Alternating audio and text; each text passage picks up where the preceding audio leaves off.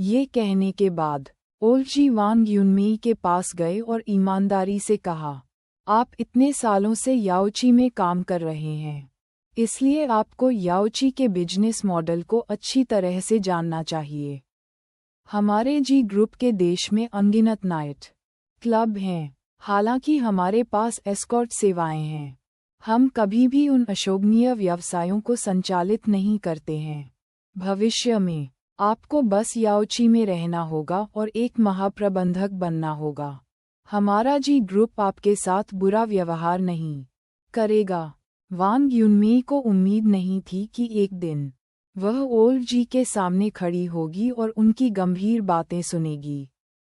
वह घबराए बिना नहीं रह सकी। हालांकि जब वह घबराई हुई थी, वांग युनमेई को अचानक समझ आ गया। उनके महाप्रबंधक का पद यंग मास्टर जी की आकस्मिक नियुक्ति नहीं थी। इसके बजाय युवा मास्टर जी ने कल रात हुई कुछ चीजें देखी थीं, जिसके परिणामस्वरूप आगे क्या हुआ। परिणामस्वरूप वांग युनमेई को अधिक खुले विचारों वाला महसूस हुआ।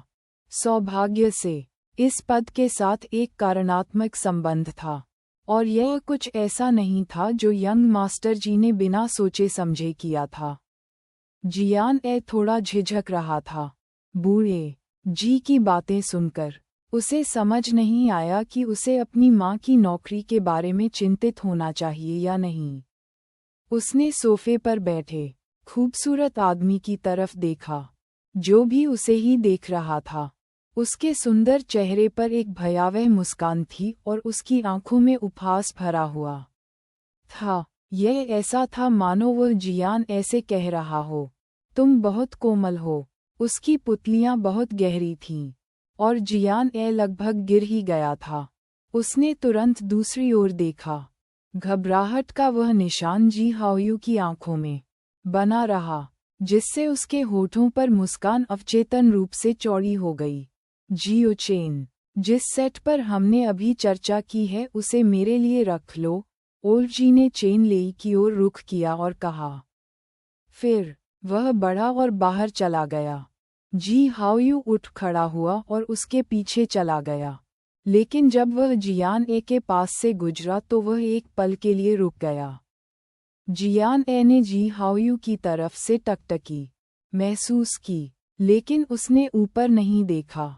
उसकी सुखद सुगंध उसकी नाक में थी, आकर्षक और मधुर। जब वे बिक्री कार्यालय से बाहर आए, तो आसमान में पहले ही अंधेरा हो चुका था। वांग युनमेई ने खरीद अनुबंध अपने हाथ में रखा और उत्साहित महसूस करने से खुद को नहीं रोक सकी। उनके परिवार ने हाइचिंग जिले में सर्वोत्तम विकास पर 200 वर्ग मीटर का घर खरीदा था। सबसे महत्वपूर्ण बात यह है कि इस घर की अंतिम कीमत में 50% की छूट थी, और इसकी कीमत केवल 3,50,000 युआन थी।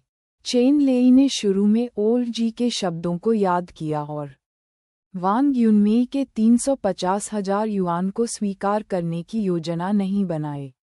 लेकिन वांग युनमेई ने कहा कि अगर उन्होंने इसे स्वीकार नहीं किया, तो वह इसे नहीं खरीदेगी।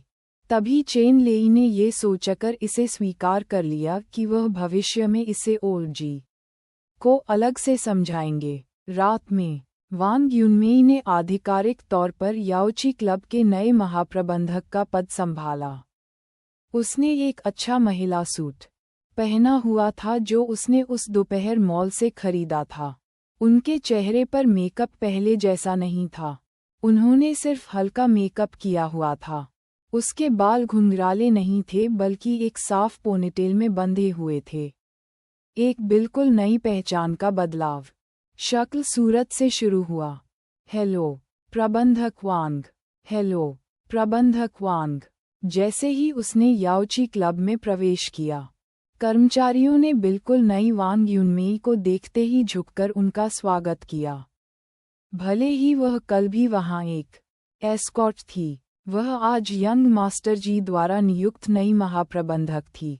वांग युनमेई ने जवाब में सभी को देखकर मुस्कुराया। जब वह हॉल में दाखिल हुई तो उसने देखा कि सूट पहने 3 लोग उसके स्वागत के लिए आगे आ रहे हैं। 2 पुरुष और 1 महिला। ये लोग पिछले मैनेजर जियांग चुनलाई के सहायक थे। अब वे वांग युनमेई के सहायक बन गए हैं। उन तीनों को लंबे समय से सूचित किया गया था कि नया प्रबंधक अनुभवहीन था और उसे शुरू से ही मार्गदर्शन और सहायता करने के लिए उन तीनों की आवश्यकता थी। लिफ्ट का दरवाज़ा खुला और वांग युनमेई अपने सहायकों के साथ अंदर दाखिल हुईं। वे सीधे 13वीं मंजिल पर महाप्रबंधक के कार्यालय गए। सोमवार को जियान ए ने अपने पुनर्जन्म के बाद अपनी पहली मासिक परीक्षा का स्वागत किया। एरजोंग शहर का एक प्रमुख हाई स्कूल था, हालांकि यह एक कुलीन के रूप में जाना जाता था। यदि किसी का ग्रेड खराब था तो स्कूल में प्रवेश करना कठिन था। इसलिए छात्रों के बीच परिणामों के लिए प्रतिस्पर्धा बहुत कड़ी थी। यदि वे ढील देंगे तो वे 10 स्थानों पर पिछड़ सकते हैं। प्रत्येक कक्षा में 10 कक्षाएं थीं और कुल मिलाकर 500 से अधिक छात्र थे। अतीत में जियान ए के परिणाम अपेक्षाकृत स्थिर थे और वह मूल रूप से शीर्ष 10 में थी। जियान ए जैसे ही वह स्कूल में दाखिल हुई, लिन यी ने जियान ए को पीछे से रोक लिया। लिन यी ने अपनी स्कूल की वर्दी पहन रखी थी और वह एक कंधे पर अपना स्कूल बैग लटकाए जियान ए की ओर दौड़ा। उसने अपनी चमकदार आंखों से जियान ए को आकार दिया और कहा, मैं पिछले शुक्रवार को कैफेटेरिया में आपका इंतजार कर रहा था, लेकिन मैंने आपको नहीं देखा। मैंने दूसरों से सुना है कि सुबह शिक्षक द्वारा बुलाए जाने के बाद आप कक्षा में नहीं लौटे। क्या आप ठीक हैं? लिन यी का स्वर पूरी तरह से उदासीन नहीं था और उसमें चिंता का संकेत था। हालांकि फिर भी जियान ए के दिल में ज्यादा उतार चढ़ाव नहीं था। उसने बस उत्तर दिया, मैं ठीक हूँ, बस एक अप्रत्याशित स्थिति थी। अब इसका समाधान हो गया है। जियान ए की अभिव्यक्ति स्वाभाविक थी और उसकी स्थिति सामान्य थी। लिन यी को पता था कि वह झूठ नहीं बोल रही थी, इसलिए उसने सिर हिलाया। यह अच्छा है कि आप ठीक हैं। मैं पहले मासिक परीक्षा के लिए कक्षा में वापस जा रहा हूँ। दोपहर को कैफेटेरिया में मिलते हैं। जियान ए ने सिर हिलाया और कुछ नहीं कहा। हालांकि आज सुबह स्कूल के गेट पर कुछ शब्द दोपहर में फिर से वर्ष वालों के बीच एक प्रसिद्ध गपशप बन गए। जब वह कक्षा में लौटी तो छात्रों की निगाहें अभी भी दूर और अलग थलग थीं। किसी ने उससे नहीं पूछा कि शुक्रवार को क्या हुआ था। अधिक सटीक रूप से कहें तो किसी को परवाह नहीं थी। चूंकि ली युनमेई घायल हो गई थी, इसलिए वह परीक्षा के लिए स्कूल नहीं आए। हालांकि जियान ए ने अपने सहपाठियों की कानाफूसी से कुछ खबरें सुनी। छात्र ए जियान ए के सामान्य परिणामों के अनुसार, यदि उसने इस बार सामान्य प्रदर्शन किया तो क्या वह कक्षा 1 में नहीं आएगी और लिन यी के समान कक्षा में नहीं होगी? छात्रा बी, ये संभव है। जियान ए पहले दोनों मासिक परीक्षाओं में शीर्ष 10 में थी। छात्रा सी, क्या उसने एक सप्ताह की कक्षा नहीं गंवाई क्योंकि वह एक सप्ताह पहले पानी में गिर गई थी? इस बार उसके परिणाम निश्चित रूप से पहले जितने अच्छे नहीं होंगे। छात्रा ए, ये सच नहीं हो सकता है। भले ही उसका परिणाम गिर जाए, वह शीर्ष 50 से बाहर नहीं होगी, है ना? छात्र बी, कौन जानता है, वैसे भी मैं कक्षा 1 में नहीं जा सकता। छात्र सी, आपको क्यों लगता है कि वे सभी को फिर से कक्षाओं में विभाजित कर रहे हैं? 2 महीने में लगभग गर्मी की छुट्टियां आने वाली हैं। जब से जियान ए ने मानसिक साधना तकनीक सीखी, उसकी सुनवाई असाधारण रूप से संवेदनशील हो गई थी। जब तक वह ध्यान से सुनना चाहती, उसे अपने आसपास की छोटी छोटी आवाज़ें सुनाई देतीं। अब वह समझ गई कि मासिक परीक्षा के परिणामों में कक्षाओं का पुनर्वितरण शामिल है। यदि वह 50 से 60 की कक्षा में लोगों की संख्या को देखती, तो समूह के शीर्ष 50 छात्रों को कक्षा 1 में भेजा जाता। इससे जियान ए की दिलचस्पी जगी। आसपास के विद्यार्थियों का उसके प्रति रवैया पारदर्शी बताया जा सकता है। यदि उसे अपने सहपाठियों के साथ बदलने का मौका मिले तो वह 2 दोस्त बनाने में सक्षम हो सकती है। मासिक परीक्षा का प्रारूप अभी भी वही था। इसने पिछले महीने में जो कुछ भी सीखा था उसका परीक्षण किया गया। जियान ए इस ज्ञान से बहुत परिचित थे। उसने कागजात तो जल्दी खत्म कर दिए लेकिन उन्हें 2 बार जांचना नहीं भूली। सुबह में उन्होंने अपनी गणित, भाषा, विदेशी भाषा और भौतिकी की परीक्षाएं पूरी कीं। दोपहर में ये राजनीति, इतिहास, भूगोल, जीव विज्ञान और रसायन विज्ञान था। दोपहर के समय कैफेटेरिया में लिन यी ने फिर से बिल का भुगतान किया। आपने कैसा किया? कतार में लगे हुए लिन यी ने जियान ए से पूछा। जियान ए ने अपने सामने धातु की प्लेट पर छोड़ी गई कुछ ब्रेस्ड पोर्क पसलियों को देखा और उत्तर दिया, बहुत अच्छा। जियान ए की सहज अभिव्यक्ति को देखकर लिन यी को अपने दिल में एक अज्ञात खुशी महसूस हुई। उसके होंठ मुड़ गए। शायद हम एक ही कक्षा में भी जा सकते हैं। जब जियान ए ने ये सुना तो उसने तुरंत सुअर की पसलियों से दूर लिन यी की ओर देखा। वह समझ नहीं आ रहा था कि उसे किस प्रकार की अभिव्यक्ति दूं। अगर तुम मुझ पर इस तरह मुस्कुराओगे तो तुम मेरे लिए परेशानी खड़ी करोगे। जियान ए मजाक कर रहा था, लेकिन लिन यी ने तुरंत अपना चेहरा सीधा किया और फुसफुसाया, मुझे क्षमा करें। जब जियान ए ने ये देखा तो वह धीरे से हंसने से खुद को नहीं रोक सकी। लिन यी के मासूम और ऊर्जावान चेहरे को देखकर जियान ए को अचानक महसूस हुआ कि वह अपने पिछले जीवन में उस पर क्रश रखने के लिए अंधी नहीं थी। वह सचमुच एक अच्छे इंसान थे। मैं मजाक कर रहा हूँ, जियान ए ने मुस्कुराते हुए कहा। हालांकि जियान ए ने जितना अधिक इस तरह का व्यवहार किया, लिन यी को उतना ही अधिक दोषी महसूस हुआ।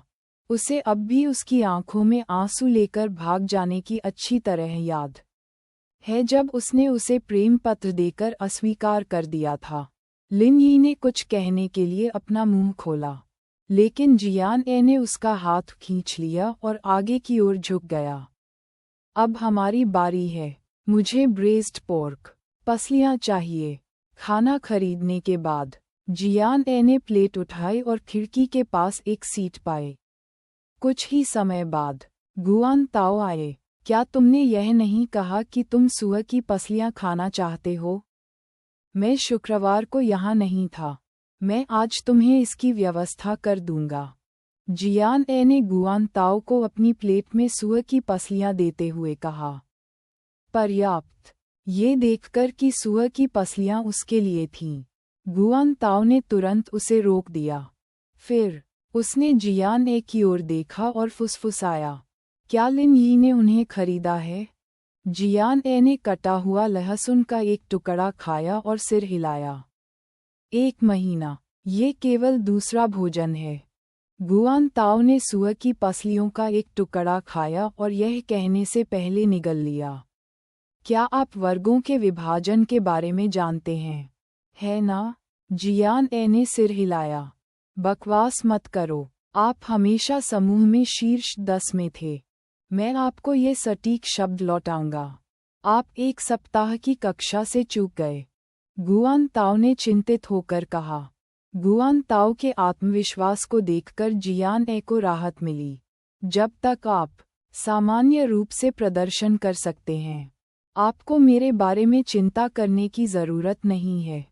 वे दोनों कक्षा 1 में प्रवेश पाने को लेकर आश्वस्त थे, और गुआन ताओ ने अन्य छात्रों की तरह ही चिंताएं साझा कीं।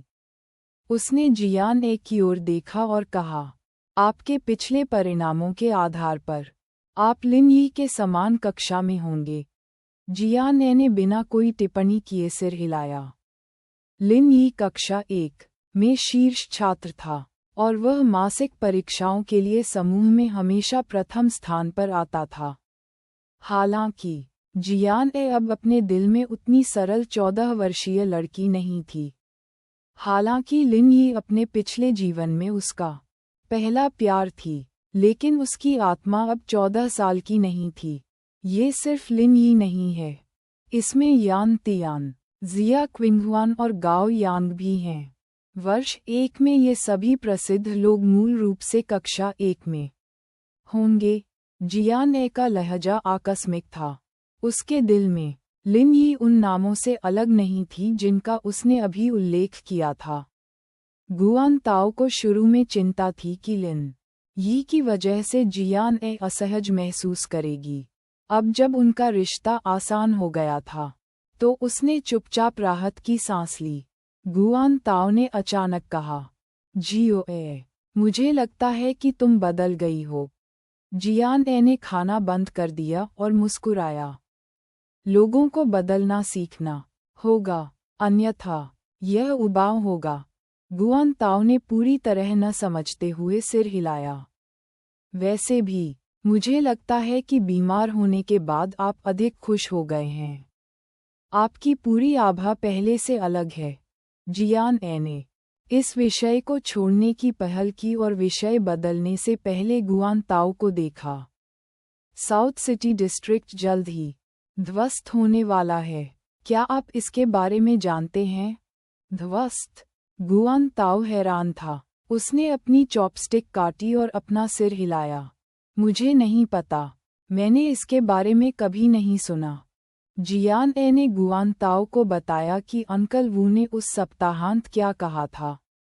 अंत में उन्होंने कहा, वैसे भी मेरे परिवार ने एक नया घर खरीदा है, अन्यथा जब ये ध्वस्त हो जाएगा तो कीमत बढ़ जाएगी, तब संपत्ति का कोई अच्छा स्रोत नहीं होगा।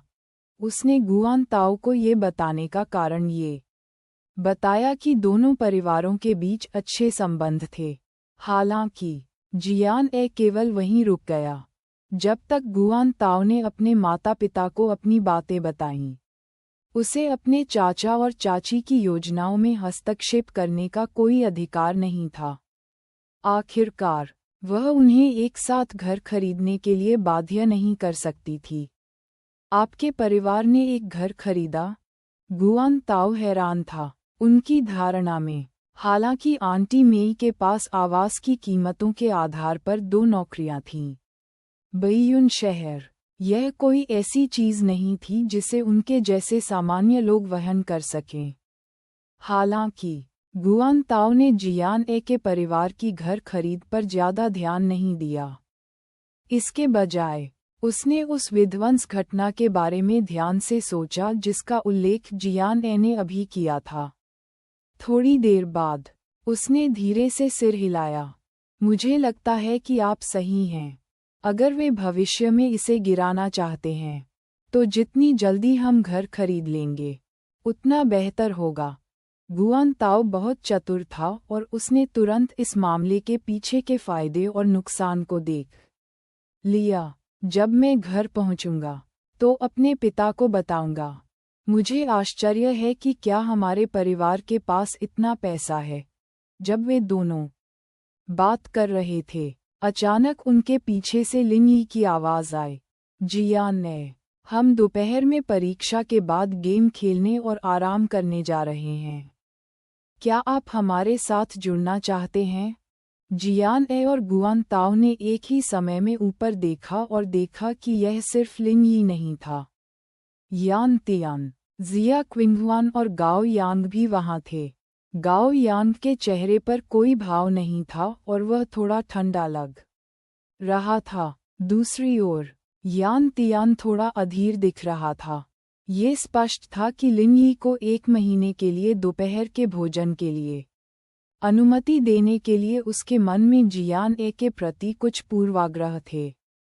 जिया क्विंगहुआन अप्रत्याशित रूप से भावुक थी। उसने जियान ए की ओर देखा और गर्मजोशी से उसका स्वागत किया। चलो साथ चलते हैं, ये बहुत मजेदार होगा।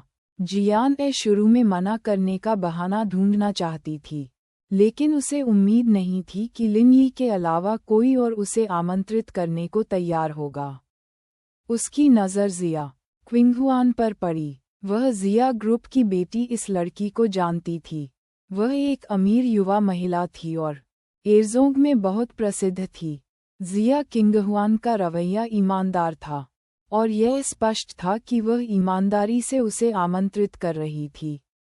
ये सोचकर कि बहुत संभव है कि इस परीक्षा के बाद उसे भी उन्हीं की कक्षा में भेजा जाएगा, वह कुछ और दोस्त भी बनाना चाहती थी।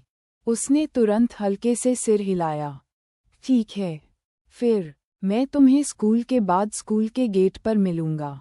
जिया क्विंगहुआन अपने हल्के डिम्पल दिखाते हुए उज्ज्वल रूप से मुस्कुराई। वह गुआन ताओ को देखना और कहना नहीं भूली, आपको भी साथ आना चाहिए।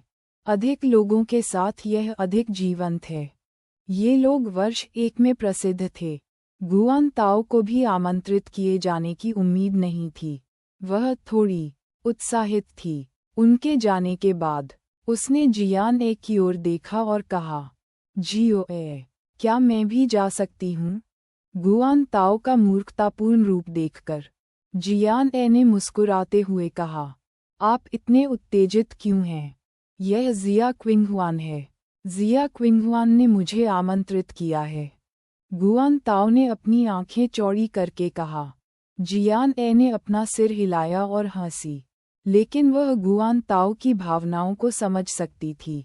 यदि यह उसके पिछले जीवन में होता तो वह शायद उत्तेजना में चिल्लाती। लिन यी, जिया किंगहुआन, यान तियान और गाओ यांग एरजोंग के वर्ष 1 में 4 सबसे प्रसिद्ध लोग थे। एरजोंग एक कुलीन स्कूल था, लेकिन उनके परिवार और पृष्ठभूमि सभी कुलीन थे। इतना ही नहीं, बल्कि उनकी उपस्थिति भी उच्चतम गुणवत्ता की थी। जिया क्विंगहुआन उन चारों में से एकमात्र लड़की थी और वह बहुत सुंदर और प्यारी थी। हालांकि हर कोई जानता था कि वह यान तियान की प्रेमिका थी, फिर भी उसे अक्सर गुमनाम प्रेम पत्र मिलते थे। अन्य 3 लड़कों के लिए तो यह और भी अधिक था। हाई स्कूल में लड़कियां अक्सर लड़कों की तुलना में अधिक पागल होती थीं, इसलिए उन्हें बहुत अधिक प्रेम पत्र मिलते थे। क्योंकि दोपहर में कई विषय होते थे, छात्रों की परीक्षाएं समाप्त होने के बाद आसमान में अंधेरा छा जाता था। उनमें से कई मानसिक और शारीरिक रूप से थके हुए थे। हे भगवान, रसायन विज्ञान बहुत कठिन है। मैं इस बार अंतिम 5 कक्षाओं में पहुंच सकता हूँ। अतीत में मासिक परीक्षा को 2 दिनों में विभाजित किया गया था। इस बार सब कुछ एक दिन में निचोड़ दिया गया। मेरा सिर फटने वाला है, यह सही है। मैं सुबह ठीक था, लेकिन दोपहर में मेरा दिमाग खराब था। मैं झेंगुआन के नियम के बारे में भी भूल गया। हर कोई बड़बड़ा रहा था। बड़ी संख्या में लोगों ने अच्छा प्रदर्शन नहीं किया। स्कूल के गेट पर जियान ए ने बाहर आते ही लिन यी और अन्य लोगों को देखा। गुआन ताओ भी जल्दी बाहर आ गए थे। जियो ए, गुआन ताओ ने उत्साह से उसकी ओर हाथ हिलाया। जियान ए ने ऊपर देखा और उनके पीछे एक काली लिमोजीन देखी। काले सूट में ड्राइवर भावहीन होकर दरवाजे पर खड़ा था। हर कोई यहाँ था। यान तियान ने जियान ए की ओर देखा और अपने होठों पर हाथ फेरा।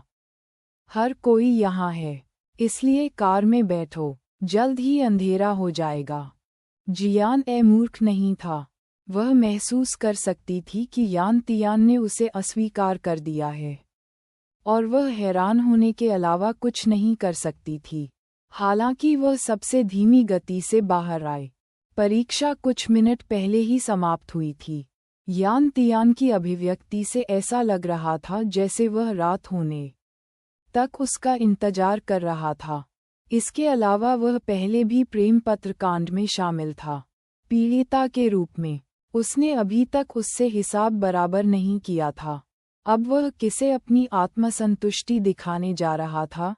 जियान ए ने अपनी आंखें अपने दिल में घुमाईं, लेकिन उसने इसे अपने चेहरे पर नहीं दिखाया। हालांकि उसने शिकायत की थी, लेकिन इस वजह से वह सार्वजनिक रूप से उससे बहस नहीं करती थी। दूसरी ओर जिया क्विंगहुआन ने यान तियान की ओर देखा। फिर उसने जियान ए को बुलाने की पहल की। कार में बैठो। जियान ए। जैसे ही कार का दरवाज़ा खुला, एक सुखद फल की खुशबू ने उसका स्वागत किया। कार का इंटीरियर बेहद शानदार था। ये फलों और पेय पदार्थों से भरा हुआ था। गुआन ताओ का तो जिक्र ही नहीं, लेकिन जियान ए भी अपने पिछले जीवन में कभी लिमोजीन में नहीं बैठी थी। वाह! गुआन ताओ चिल्लाए। बिना नहीं रह सका। उसने उत्सुकता से इधर-उधर देखा। चूंकि सीट बहुत नरम थी, गुआन ताओ उस पर गिरी तो वह अचंभित रह गई। उसने तुरंत हैंडल पकड़ा और अपना शरीर सीधा किया। ये कार बहुत बड़ी है। मैंने इसे फिल्मों में देखा है। गुआन ताओ अपने आश्चर्य को रोक नहीं सकी और उसने आह भरी। हे, ये है। यान तियान अपने परिवार की कार दिखाने ही वाला था कि तभी जियान ए की हल्की आवाज आए। यह एक स्ट्रेच लिंकन लिमोजीन है जिसका उत्पादन अमेरिका में हुआ था। चीन में अभी तक कोई डीलर नहीं है। हालांकि यह एक शानदार कार है, लेकिन इसका बाजार मूल्य केवल 1 मिलियन युआन है। यान तियान के शब्द उसके गले में अटक गए थे। जब उसने जियान ए के शब्द सुने, तो वह मदद नहीं कर सका, लेकिन अपना मुंह आधा खुला रखकर झपकी ले ली। बाकियों के चेहरे पर भी आश्चर्य के भाव थे। ऐसा लग रहा था मानो उन्हें जियान ए जैसी लड़की से ये सब जानने की उम्मीद नहीं थी। यदि उन्हें सही ढंग से याद है, तो क्या जियान ए ने परिणामों के आधार पर एर्जोंग में प्रवेश नहीं किया था?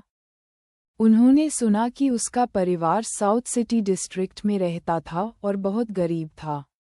वह स्ट्रेच लिंकन लिमोजीन के बारे में जानती थी। तो आप ये जानते हैं। लिन यी जियान ए के सामने बैठी और जियान ए को दिलचस्पी से देखने के लिए थोड़ा आगे झुक गई। जियान ए केवल मुस्कुराए और लापरवाही से कहा, मुझे आमतौर पर पत्रिकाएं पढ़ना पसंद है, इसलिए मुझे कुछ समझ है। सक। यान तियान ने तिरस्कारपूर्वक अपने होंठ मोड़े। उसका शरीर सीट में इस तरह धंसा हुआ था जैसे उसकी कोई हड्डियां ही न हों। उन्होंने जियान ए को बगल में देखा और कहा, आप केवल देख सकते हैं। मुझे डर है कि आप इसे अपने पूरे जीवनकाल में वहन नहीं कर पाएंगे। यान तियान। जिया क्विंगहुआन ने उसे अप्रसन्नता से देखा। आपका काम लगभग पूरा हो चुका है। अति मत करो। यान तियान एक निडर व्यक्ति था।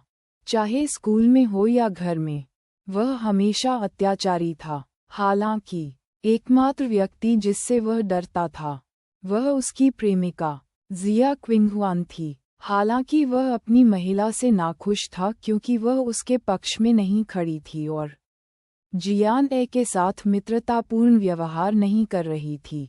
जब उसे पता था कि वह उसे पसंद नहीं करती थी, उसने केवल अपने दिल में ये बात कही।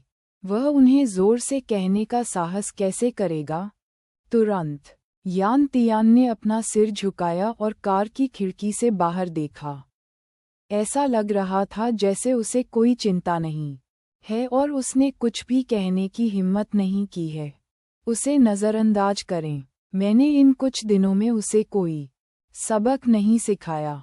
मुझे लगता है कि उसकी त्वचा में खुजली होने लगी है, मानो डर गया हो कि जियान ए शर्मिंदा हो जाएगा। जिया किंगहुआन ने विषय बदल दिया और गुआन ताओ की ओर देखा। तुम्हारा नाम क्या है? मैं देखता हूँ कि तुम अक्सर जियान ए के साथ होते हो।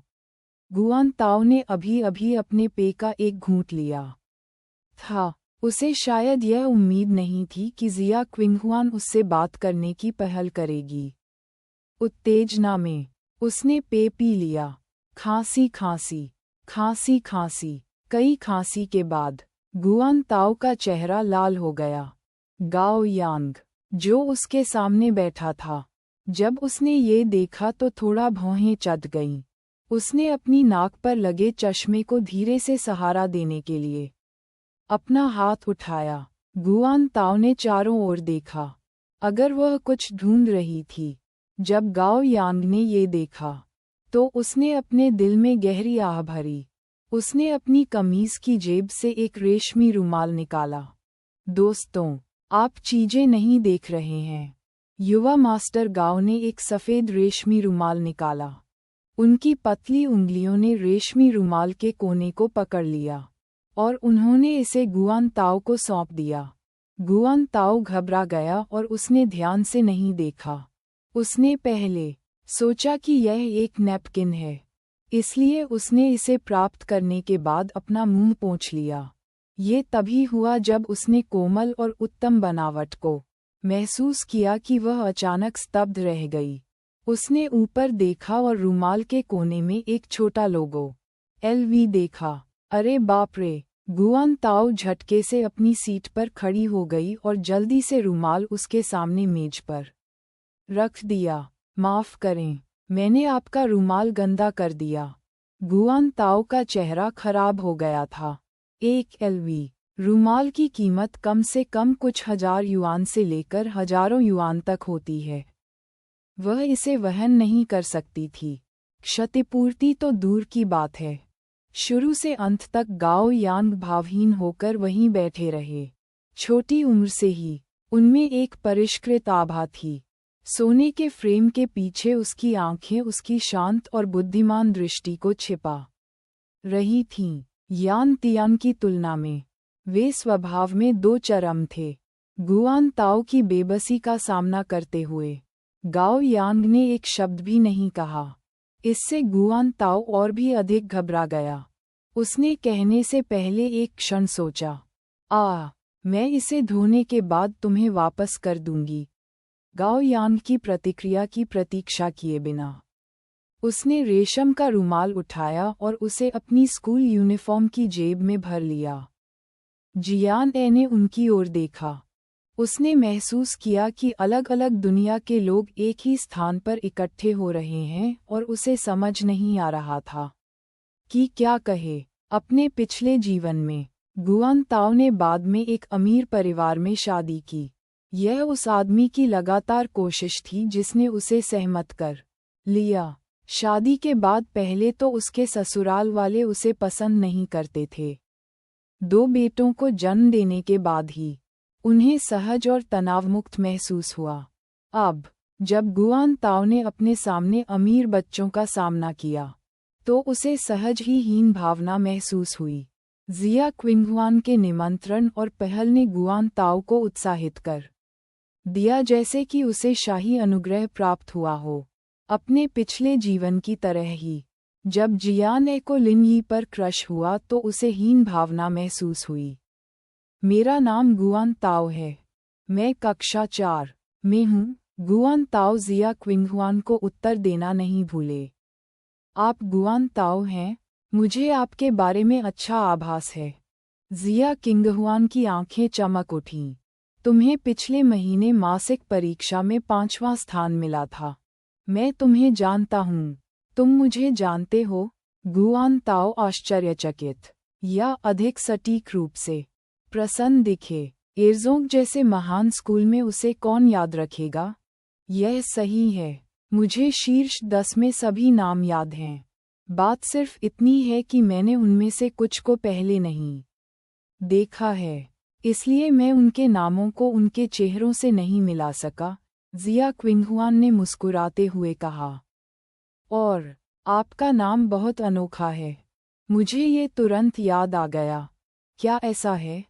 हे, गुआन ताओ मूर्खतापूर्वक हंसी, लेकिन वह मन ही मन बहुत खुश थी। इस समय लिन यी ने भी शांति से कहा। जियान ए और गुआन ताओ ने अपने परिणामों के आधार पर एरजोंग में प्रवेश किया। मैंने सुना है कि उन्हें पूरी छात्रवृत्ति मिली है। जिया किंगहुआन की आंखें चमक उठीं, जैसे उसने अचानक इस बारे में सोचा हो। उसने उन दोनों को खुशी से देखा और कहा, उस स्थिति में मासिक परीक्षा के बाद हम सभी एक ही कक्षा में हो सकते हैं। ये समझ में आया। वह लिन यी के छोटे समूह में एकमात्र लड़की थी, हालांकि वे बहुत करीब थे। जिया क्विंगहुआन की लंबे समय से इच्छा थी कि उसका एक सबसे अच्छा दोस्त हो जिससे वह हर चीज़ के बारे में बात कर सके। हालांकि एरजोंग में लड़कियां या तो अमीर थीं या कुलीन थीं। उनमें से अधिकांश में अमीर परिवारों की बेटियों का गौरवपूर्ण स्वभाव था जिसे दूर नहीं किया जा सकता था। वे अमीर थे और दूसरों से अपनी तुलना करना पसंद करते थे। वे उबाऊ काम करते थे, इसलिए जिया क्विंगहुआन उनसे दोस्ती करने को तैयार नहीं थी। हालांकि जिया क्विंगहुआन जिया परिवार की बेटी थी और उसका चेहरा शुद्ध और सुंदर था, लेकिन उसकी हड्डियां ऐसी नहीं थीं। हालांकि उसके शरीर में कोई पुरुष नहीं रहता था, फिर भी वह कई चीज़ों के बारे में विशेष नहीं थी। यही कारण था कि वह लिन यी के साथ खेल सकीं। और बाकी कौन उनके समान कक्षा में रहने को तैयार है? यान तियान फिर से अपनी सांसों के बीच बुदबुदाने से खुद को नहीं रोक सका। हालांकि उसे उम्मीद नहीं थी कि जिया क्विंगहुआन उसे घूरेगा, और उसने उसके बाकी शब्दों को निगल लिया। ड्राइवर ने उन्हें बइयुन चौराहे पर भेजा और चला गया। 3 लड़के आगे आगे चले जबकि जियान ने जिया क्विंगहुआन और गुआन ताओ पीछे पीछे चले। क्या आप लोग पहले कभी गेमिंग सिटी गए हैं? जिया क्विंगहुआन ने पूछा। गुआन ताओ ने अपना सिर हिलाया, लेकिन जियान ए ने उत्तर दिया, मेरा भाई मुझे पहले एक छोटे से आर्केड में ले गया था। हालांकि मैं यहाँ पहली बार आया हूँ। साउथ सिटी डिस्ट्रिक्ट और जोंगलू डिस्ट्रिक्ट में उतने ही आर्केड और बिलियर्ड हॉल थे जितने गाय के बाल थे। जियान ए कई बार उनके पास गया था जब जियान यू उसे गुप्त रूप से वहां ले गया था। ये बिग प्लेयर गेमिंग सिटी बइयुन शहर में सबसे बड़ा है। इसके अंदर सभी प्रकार के गेम हैं, डांसिंग मशीन, रेसिंग इत्यादि। मैं गारंटी देता हूं कि आप उन्हें पसंद करेंगे। जिया क्विंगहुआन बोलते बोलते और अधिक उत्साहित हो गई। हालांकि ये स्पष्ट था कि लड़के ऐसी जगहों पर आना पसंद करते थे। जब वे गेमिंग सिटी पहुंचे तो जियान ए और गुआन ताओ ने उत्सुकता से चारों ओर देखा। वे सभी प्रकार के गेम कंसोल से घिरे हुए थे, जिनका वे नाम नहीं बता सकते। अभी इंटरनेट का युग नहीं था, इसलिए गेमिंग सिटी उन मनोरंजन स्थलों में से एक था जहां युवा लोग जाना पसंद करते थे। गेमिंग सिटी में लोगों का एक समुद्र था। लोग डांसिंग मशीन जैसे लोकप्रिय खेलों के लिए कतार में खड़े थे। शोर शराबा का माहौल बहुत संक्रामक था, यहाँ तक कि जियान ए को भी स्पष्ट रूप से महसूस हुआ कि कुछ भी नहीं बदला है और वह अभी भी एक बच्ची थी। लिन यी कुछ गेम टोकन खरीदने गईं और उन्हें सभी को दे दिया। जिया क्विंगहुआन ने लड़कों को अकेले खेलने के लिए चिल्लाया, जबकि वह जियान ए और गुआन ताओ को खेलने के लिए लेकर आई थी। आखिरकार लड़कों को रेसिंग, बंदूक की लड़ाई और लड़ाई खेलना पसंद था। लड़कियों को कोई दिलचस्पी नहीं थी। उनमें से कुछ डांस मशीन के पास आए। उनके सामने मशीन पर एक कोरियाई गाना बज रहा था। 2 खिलाड़ी स्क्रीन पर दिए गए निर्देशों के अनुसार नृत्य कर रहे थे। ये गेमिंग शहर में सबसे लोकप्रिय परियोजनाओं में से एक थी। पीछे कतार में खड़े लोगों के अलावा तमाशबीनों की भी भीड़ थी। शैतान यहाँ है। उसी समय किसी ने भीड़ में जिया क्विंगहुआन को देखा और एक नज़र में उसे पहचान लिया। अरे, ये पागल खरगोश है। आखिरकार मुझे वह देखने को मिला। कौन सा पागल खरगोश है? वहाँ मौजूद 3 लड़कियों में सबसे लंबी। क्या वह शैतान है? पागल खरगोश? वह बहुत छोटी है। हाँ, वह एक हाई स्कूल की छात्रा की तरह दिखती है। ये पता चला कि इस डांसिंग मशीन की रैंकिंग थी। हर गाने का रिकॉर्ड उच्चतम था और जिया क्विंगहुआन, जिसे हर कोई शैतान कहता था, इस डांसिंग मशीन के सभी गानों का चैंपियन था। अब तक उनके एक भी गाने का रिकॉर्ड कोई नहीं तोड़ सका है। जिया क्विंगहुआन ने खुद को क्रेजी रैबिट नाम की एक आईडी दी थी। इसलिए जब भी कोई किसी गाने पर नृत्य करना समाप्त करता था, तो इस गाने का स्कोरबोर्ड डांस मशीन की स्क्रीन पर पॉप अप हो जाता था। इससे कोई फर्क नहीं पड़ता कि वह कौन सा गाना था? उच्चतम स्कोर हमेशा क्रेजी रैबिट का ही होगा। हर कोई उत्तेजित था और उनकी निगाहें जिया क्विंगहुआन पर पड़ीं। जिया क्विंगहुआन, ऐसा लगता है कि वे आपके बारे में बात कर रहे हैं। गुआन ताओ थोड़ा भ्रमित था।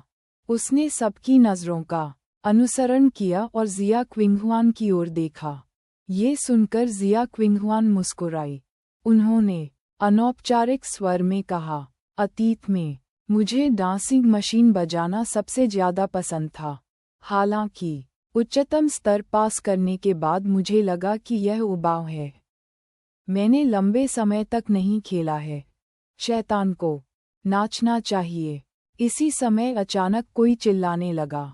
जैसे ही किसी ने मोर्चा संभाला, किसी और ने तुरंत कहा, हाँ, एक गाने पर नाचो। मैंने लंबे समय से किसी को पूरे अंक प्राप्त करते नहीं देखा है। इतनी बार यहाँ आने के बाद ये पहली बार है जब मैंने शैतान को देखा है। एक गाने पर नृत्य करें। सभी ने एक के बाद एक आवाज लगाई। ये स्पष्ट था कि वे सभी डांसिंग मशीनों के दीवाने थे। वे शैतान जिया क्विंगहुआन के भी बहुत समर्थक थे, क्योंकि उन सभी ने उससे नृत्य करने के लिए कहा था। एक गीत। जिया क्विंगहुआन डरपोक होने वालों में से नहीं थी, और इतने बड़े प्रस्ताव को अस्वीकार करना कठिन था, विशेषकर तब जब उसने सुना कि कोई उसका नृत्य देखने के लिए विशेष रूप से यहाँ उसका इंतजार कर रहा है। उसने तुरंत जियान ए और गुआन ताओ से कहा, आप दोनों यहाँ रुक सकते हैं और देख सकते हैं। मैं आपको एक या दो चीजें दिखाऊंगी। जैसे ही उसने बोलना समाप्त किया, जिया क्विंगहुआन ने अपना कोट उतार दिया और जियान ए को सौंप दिया। भीड़ के जोशीले जयकारों के बीच वह डांस मशीन पर चढ़ गईं। माहौल जीवंत हो गया और लोगों का एक समूह तुरंत देखने के लिए इकट्ठा हो गया। लिन यी और बाकी लोग कुछ ही दूरी पर रेसिंग गेम पर थे। डांस मशीन पर हंगामा देखकर यान तियान ने गर्व से मुस्कुराते हुए कहा, मेरी पत्नी जरूर इस पर चढ़ गई होगी। देखो ये लोग कितने उत्तेजित हैं। वे ऐसे दिखते हैं जैसे उन्होंने कभी दुनिया नहीं देखी हो। लिन यी ने अपना सिर हिलाया और हंसे। मुझे नहीं पता कि क्विंगहुआन ने उस समय डांस मशीन पर किसको मंत्रमुग्ध किया था। उसे देखने के बाद उसकी नज़र उसके शरीर पर पड़ी और उसने आधे साल तक उसका पीछा किया। ये पता चला कि यान तियान उस समय डांस मशीन पर उस जीवंत और आत्मविश्वास से भरी लड़की के कारण जिया क्विंगहुआन की ओर आकर्षित था। बाद में आखिरकार उसका दिल जीतने में कामयाब होने से पहले उसने आधे साल से अधिक समय तक उसका पीछा किया। हालांकि यान तियान ने इसे स्वीकार करने से इनकार कर दिया। तास्क, मैं बस उस पर दया कर रहा था क्योंकि वह हर दिन इतनी निर्दयी थी और इतनी मूर्ख लगती थी कि कोई भी उसे नहीं चाहता था, इसलिए मैंने उसे लुभाया। गाओ यांग ने भावशून्यता से गिया बदला और धीरे से कहा, यदि आपने क्विंगहुआन के सामने जो कहा है उसे दोहराने की हिम्मत की, तो मैं आपका सम्मान करूंगा कि आप एक आदमी हैं। मत करो, मैं सिर्फ डींगे हाँक रहा हूँ। यान तियान ने जब ये सुना तो वह तुरंत डर गया। ये सुनकर लिन यी असहाय होकर मुस्कुराया। यह अच्छी बात थी कि यान तियान, वह छोटा तानाशाह, क्विंगहुआन से मिला, अन्यथा कोई भी उसे वश में नहीं कर पाएगा। मैं इसका पता नहीं लगा सकता। मुझे बताओ, क्विंगहुआन अभी भी जियान ए के साथ क्यों खेल पाएगा? यान तियान इस पर काबू नहीं पा सका और वह बहुत दुखी दिख रहा था। यान तियान के मन में जियान ए के प्रति ज्यादा पूर्वाग्रह नहीं था। आखिरकार वे एक ही दुनिया से नहीं थे। प्रेम पत्र की घटना से पहले उनकी बातचीत लगभग शून्य थी। कभी कभी उसने जियान ए के बारे में कुछ गपशप सुनी, लेकिन ये केवल उसकी पारिवारिक पृष्ठभूमि के बारे में अन्य लोगों का उपहास था।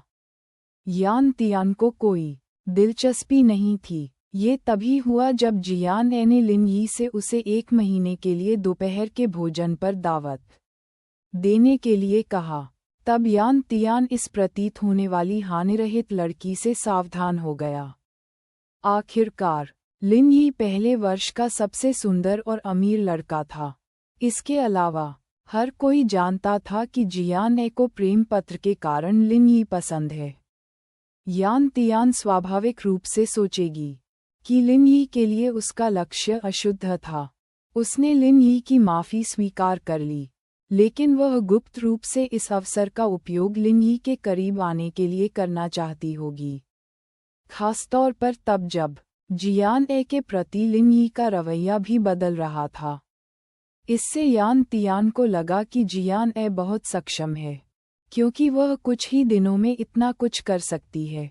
किन्हुआन के पास हमेशा दोस्त बनाने के अपने मानक थे। आप सबसे अच्छी तरह से जानते हैं कि उसके साथ दोस्ती करना कितना मुश्किल है। चूंकि वह जियान ए के साथ बातचीत करने को तैयार है, इसका मतलब है कि किन्हुआन को जियान ए के बारे में कुछ पसंद है। यहाँ तक कि लिन यी का उसके प्रति रवैया पहले से ही बदल गया है, जो इस समस्या को दिखाने के लिए पर्याप्त है। गाओ यांग ने कार चलाते हुए शांति से कहा। ये ठीक होता अगर गाओ यांग ने यह नहीं कहा होता, लेकिन एक बार जब उसने ऐसा कहा तो यान तियान को लगा कि उन दोनों के बीच एक मौन सहमति थी। यान तियान ने तुरंत गाओ यांग की ओर देखा जैसे उसे कोई हमवतन मिल गया हो और कहा, आपको भी जियान ए के प्रति लिन यी के रवैये में बदलाव महसूस हुआ है ना? मुझे पता था कि मैं अकेला नहीं था जो ऐसा सोचता था। अरे, अगर आप दोनों किंगहुआन के बारे में बात करना चाहते हैं, तो किंगहुआन के बारे में बात करें। मुझे इसमें मत घसीटो। हालांकि लिन यी खुद का बचाव करने की जल्दी में थे, लेकिन ऐसा लग रहा था कि उनका दिल तेजी से धड़क रहा था। वह यह नहीं बता सका कि क्या जियान ए के लिए उसकी भावनाएं बदल गई थीं। उसने हमेशा जियान ए की चिंता को उसके प्रति अपना अपराध समझा था। इनकार मत करो, मुझे सच बताओ, क्या तुम्हें उससे प्यार हो गया है? यान तियान की अभिव्यक्ति गंभीर हो गया। जियान ए वास्तव में सुंदर है। यदि आप उसके प्यार में पड़ गए हैं, तो मुझे इसमें बिल्कुल भी संदेह नहीं होगा।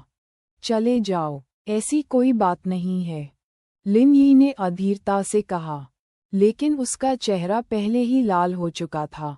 यान तियान ने उत्सुकता से लिन यी को देखा। तुमने नहीं किया? लिन यी, नहीं।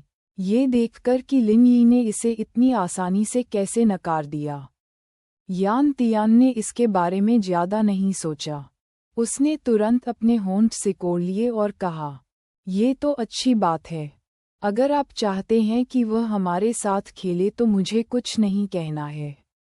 आखिरकार किंगहुआन भी उसे पसंद करती है। हालांकि अगर उसके मन में आपके प्रति गलत इरादे हैं, तो मैं उसका चेहरा नहीं बचाऊंगा।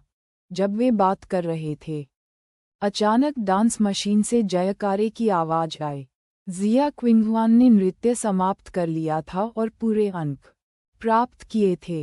हालांकि पिछला रिकॉर्ड भी पूरे अंकों का था, इसलिए वह टूटा नहीं था।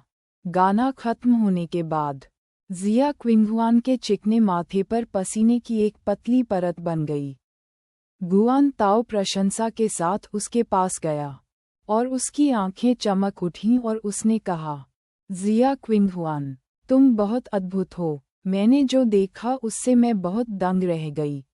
जियान ए ने जिया क्विंगहुआन को अपना कोट सौंपा और आश्चर्यचकित हो गई। मुझे उम्मीद नहीं थी कि आप आमतौर पर इनके साथ खेलेंगे। जिया किंगहुआन ने अपना कोट पहना और जियान ए को देखकर मुस्कुराई। उसने चिढ़ाते हुए कहा, क्यों? क्या तुम्हें लगता है कि मैं उन अमीर युवा लड़कियों की तरह हूँ जो हर दिन केवल बाबी गुड़िया के साथ खेलना जानती हैं? जियान ए और गुआन ताओ ने बिना कोई टिप्पणी किए एक दूसरे की ओर देखा। वे यही सोच रहे थे, अभी भी ऐसी कई चीज़ें हैं जिनके बारे में आप लोग नहीं जानते हैं। जिया क्विंगहुआन ने उनकी बाहें पकड़ते हुए कहा और मुस्कुराई। चलो, मैं तुम लोगों को कुछ और खेलने के लिए लाऊंगा। यहाँ बहुत सारी मज़ेदार चीज़ें हैं। जियान ए कभी भी गेम खेलने में प्रतिभाशाली नहीं था, चूंकि यह सिर्फ एक मनोरंजन परियोजना थी, इसलिए उसे अपनी मानसिक साधना तकनीकों का उपयोग करने की कोई आवश्यकता नहीं थी। फिर भी, जियान ए अभी भी बहुत खुश थी। ये शुद्ध आनंद था, जो लापरवाह और बिना किसी बोझ के था। इस समय, तीनों लड़कियां प्लास्टिक के हथौड़े से वेक ए मोल खेल रही थीं। दूरी में, लिन ही की नज़र जियान ए के चेहरे की तरफ पड़ी। गेमिंग सिटी की रोशनी उसकी बर्फ जैसी साइड प्रोफाइल पर चमक रही थी, जिससे वह चमक रही थी। उसकी बहती हुई आंखों में रोशनी के कण दिखाई दे रहे थे। उसकी मुस्कान एक फूल की तरह थी, शानदार और अनजाने में खिली हुई। जब वह घर पहुंची तो शाम के लगभग 8 बज चुके थे। जियान ए ने दरवाजे को धक्का देकर खोला और वांग युनमी को सोफे पर बैठे देखा। वह स्तब्ध हुए बिना नहीं रह सकी, हालांकि इससे पहले कि वह कुछ कह पाती, जियान ए ने सोफे के दूसरे छोर पर 2 और लोगों को बैठे देखा। वह आदमी लगभग 30 के आसपास का लग रहा था। वह छोटा और पतला था और उसके बाल थोड़े घुंघराले थे। अपने पीले चेहरे के साथ, वह थोड़ा बीमार लग रहा था। उस आदमी के बगल में एक बूढ़ी औरत बैठी थी जिसकी उम्र 50 साल से अधिक थी। हालांकि उसके चेहरे पर ज्यादा झुर्रियां नहीं थीं, लेकिन उसके बालों की जड़ों तक फैले सफ़ेद बालों से लोगों को पता चल जाता था कि वह जवान नहीं थी। उसकी जो आंखें चतुराई से भरी हुई थीं, वे आम बुजुर्गों की धुंधली आंखों के विपरीत असाधारण रूप से चमकीली थीं। उसकी याद में ये 2 चेहरे पहले से ही धुंधले थे। जब उनकी मां का निधन हुआ, तो अत्यंत साधारण अंतिम संस्कार में कोई और नहीं बल्कि उनकी सबसे छोटी चाची और चाचा शामिल थे। इतना कि अब उसने अचानक अपने चाचा और दादी को अपने सामने आते देखा। जियान ने एक पल के लिए वहीं खड़ा रहा और प्रतिक्रिया देना भूल गया। जियो ए वापस आ गया है। वांग युनमी ने अपनी बेटी को देखा और उसे बुलाया और जियान ए को वास्तविकता में वापस खींच लिया। होश में वापस आने के बाद, जियान ए ने अपनी मां को उत्तर दिया और उन्हें पुकारा, दादी, अंकल। कै चुनहुआ ने जियान ए को शांति से देखा और फुसफुसाया, आप वापस आ गए हैं। उसका लहजा ठंडा और दूर का था, जिसमें रिश्तेदारी का कोई निशान नहीं था। वांग युनफा ने अपनी आंखें भी नहीं उठाईं। वह सोफे पर अपने पैर क्रॉस करके बैठ गया, जैसे कि वह जियान ए को नहीं जानता हो। वांग युनमी को पता था कि उसकी वजह से कोई भी उसके बच्चों को पसंद नहीं करता। उसे डर था कि जियान ए असहज महसूस करेगी, इसलिए उसने जल्दी से पुकारा, जियो ए, माँ ने तुम्हारे लिए रसोई में खाना छोड़ दिया है। तुम पहले जाकर खा सकते हो। मैं तुम्हें अपनी दादी और चाचा से कुछ चर्चा करनी है। जियान ए ने सिर हिलाया और कुछ नहीं कहा। उसने अपना बैग नीचे फेंक दिया और रसोई में चली गई। रसोई का दरवाजा बंद करना नहीं भूली। ये देखकर वांग युनमी ने आह भरी और बुढ़िया और उसके भाई की ओर देखा। माँ, मुझे जो कहना था वह मैं पहले ही कह चुका हूँ। मुझे अभी भी काम पर जाना है। आप लोग पहले वापस जा सकते हैं। वापस जाओ। कहाँ जाना है? कै चुनहुआ ने आवाज उठाई और अपनी बेटी की ओर देखा। तुम्हारा भाई 30 साल से अधिक का है। उनके लिए साथी ढूंढना और शादी करना आसान नहीं था। क्या आपके पास इसे बर्बाद करने का दिल है? दीदी, क्या आप मुझे जानबूझकर कुंवारा बनाना चाह रही हैं? वांग युनफा दुखी भाव से चिल्लाया। वांग युनमी कभी भी उन लोगों में से नहीं थे जिनके साथ कोई छेड़छाड़ की जाती थी। इसके अलावा इसका उससे क्या लेना देना था? उसके भाई की शादी हो रही थी और महिला एक नया घर चाहती थी। यदि वह इसे वहन नहीं कर सकता था, तो वह उससे पैसे मांगने क्यों आया? क्या वह जानबूझकर उसे न देकर परेशानी पैदा करने की कोशिश कर रही थी? माँ, क्या आप समझदार हो सकती हैं? क्या आपको लगता है कि जियान यू और जियान ए को अकेले पालने के लिए इतने वर्षों में पैसा कमाना मेरे लिए आसान है? अगर आपने मदद नहीं की तो कोई बात नहीं, लेकिन अब आप मुझसे पैसे मांगना चाहते हैं ताकि भाई घर खरीद सके और शादी कर सके? आप इस तरह लोगों को कैसे धमका सकते हैं?